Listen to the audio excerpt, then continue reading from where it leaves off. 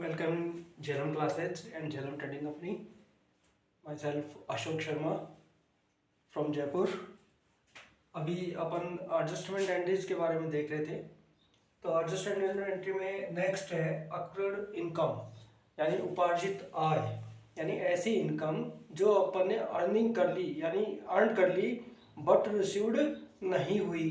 जैसे अपन ने किसी को रेंट पे शॉप दे रखी है ना, उसका ईयर एंडिंग हो गया यानी 31 मार्च आ गया, लेकिन उसने पिछले 6 मंथ का रेंट अपने को नहीं दिया। तो अपन ने क्या अर्निंग तो कर ली यानी अर्न तो कर लिया बट वो रिसीव्ड नहीं हुआ। तो ऐसी इनकम जो अपन ने अर्न कर ली बट रिसीव्ड नहीं हुई। जैसे सपोज करो कोई पर्सन है, वो से उसको सैलरी रिसीव्ड होती है ना, तो 31 मार्च तक की उसको सैलरी रिसीव्ड नहीं हुई जबकि उसने वर्क कंप्लीट कर लिया। तो उसी तरीके से that income which has been earned during the current year, है ना, अर्न कर ली करंट ईयर में but the amount thereof has not been received till the end of the year. 31 March year ending तक उसको received नहीं हुई। कई बार क्या होता है कि कुछ इनकम्स है जैसे interest on investment, rent, commissions, ये क्या होता है 31 मार्च तक अपन ने अर्न तो कर लेते हैं यानी ईयर एंडिंग हो गया, लेकिन वो मिलती है नेक्स्ट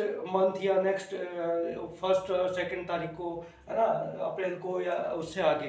तो उस कंडीशन में अपन उस ईयर के लिए उसको अकर्ड इनकम मानते हैं, यानी ऐसी आय जो कमा ली लेकिन प्राप्त नहीं हुई। अब देखो ये इनकम होती है, इनकम होती है से प्रॉफिट एंड लॉस अकाउंट की क्रेडिट साइड में जाएगी, ठीक है। और अपन ने अर्न कर ली लेकिन रिसीव्ड नहीं हुई, इसलिए जितनी भी इनकम अपने को रिसीव्ड हो गई उसमें अपन इसको अक्रूड इनकम को ऐड कर देते हैं, ठीक है। और बैलेंस शीट की असेट साइड में अपन इसको दिखाते हैं क्योंकि ये इनकम अपने को रिसीव्ड होगी यानी अपने अर्निंग होगी, इनकम होगी, तो इसलिए अपने लिए असेट्स है क्योंकि अपन ने इसको कमा लिया लेकिन प्राप्त नहीं हुई। तो असेट साइड में अपन इसको दिखाते हैं। इसकी जर्नल एंट्री होती है accrued income account debit to income, यानी जो भी रिलेटेड इनकम है वो क्रेडिट करेंगे, अक्रूड इनकम को अपन डेबिट करेंगे। तो अक्रूड इनकम मीन्स ऐसी इनकम जो अपन ने अर्न कर ली बट मार्च एंडिंग या ईयर एंडिंग तक अपने को रिसीव्ड नहीं हुई, ठीक है। एक क्वेश्चन लेते हैं अपन।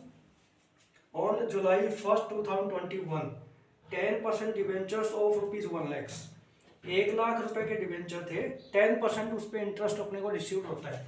तो 1 लाख का अपन 10% कैलकुलेट करते हैं तो ₹10,000, यानी 1 साल का जो इंटरेस्ट रिसीव्ड होता है ना डिवेंचर्स पे, 1 लाख रुपए के हैं उस पर 10% होता है तो 10,000 रुपीज पर ईयर अपने को इंटरेस्ट रिसीव्ड होगा, ठीक है।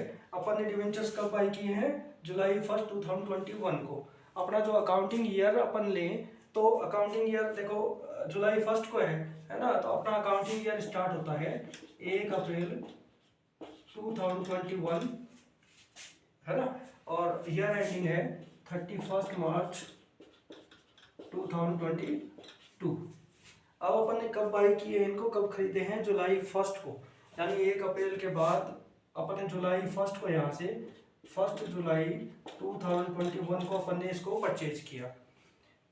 वर purchase on which ₹5,000 interest received for 6 month on December 31, यानी अपन इसके दो पार्ट करते हैं। 1 अप्रैल 2021 को स्टार्ट हुआ था और 31 मार्च को ये ईयर एंड हो।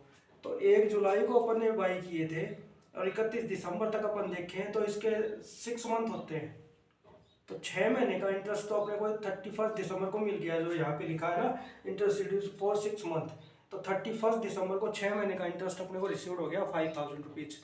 अब आगे चलता है 1 जनवरी टू 30 जून, यानी 1 साल कंप्लीट होगा ना, तो 1 जनवरी से लेके 30 जून तक का जो इंटरेस्ट है वो अपने को 30 जून को रिसीव्ड होगा, यानी साल में 2 बार इंटरेस्ट अपने को रिसीव्ड होता है, एक 31 दिसंबर को और सेकंड 30 जून को। 6 महीने का इंटरेस्ट अपने को मिलता है, 6 मंथ का इंटरेस्ट एक साथ कंपनी अपने को पे करती है। अब देखो फर्स्ट इंटरेस्ट मिला था 31 दिसंबर को ₹5,000।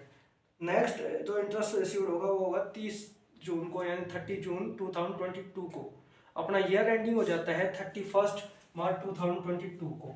तो अभी तो इंटरेस्ट मिला 31 दिसंबर को, नेक्स्ट मिलेगा 30 जून को। अब 31 दिसंबर से लेके और 31 मार्च तक का ही अपना करंट ईयर होगा, फिर वो नेक्स्ट ईयर आ जाएगा। तो 3 मंथ्स का अपने को इंटरेस्ट है वो अभी रिसीव्ड नहीं होगा, वो रिसीव्ड होगा 30 जून को। तो 3 मंथ्स का जो इंटरेस्ट है यानी इसके बीच का जो इंटरेस्ट है 3 मंथ्स का, 6 मंथ का अपने को रिसीव्ड होता है 5000, है ना। तो 3 मंथ्स का होगा 2500 रुपीज फॉर 3 मंथ्स।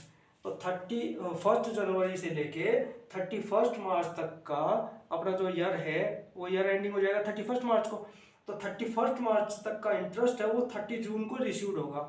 तो अपन ने क्या किया, इस टाइम का अर्न तो कर लिया लेकिन अपने को रिसीव्ड नहीं हुआ ₹2500, तो उसको अपन कहते हैं अक्रूड इनकम, यानी ऐसी इनकम जो अपन ने अर्न तो कर ली but not received till the end of the financial year.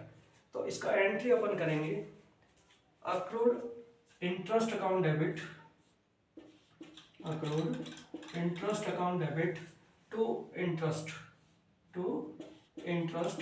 Account. कितने रुपए अर्न कर लिए बट रिसीव्ड नहीं हुए, 3 मंथ्स का 2500 रुपीज जनवरी टू मार्च, क्योंकि मार्च एंडिंग हो जाएगा तो उस दिन तक का जो अपना इंटरेस्ट है 2500 रुपीज वो अपने को रिसीव्ड नहीं हुआ बट अर्न कर लिया अपन ने। तो accrued interest account debit to interest account 2500 rupees.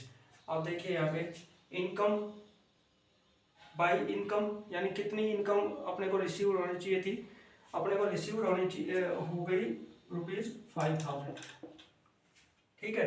Accrued income कितना है 2500। तो इस जो करंट ईयर है उसकी टोटल इनकम हो गई अपने पास 7500। देखो इनकम रिसीव्ड हुई ₹5000, ठीक है।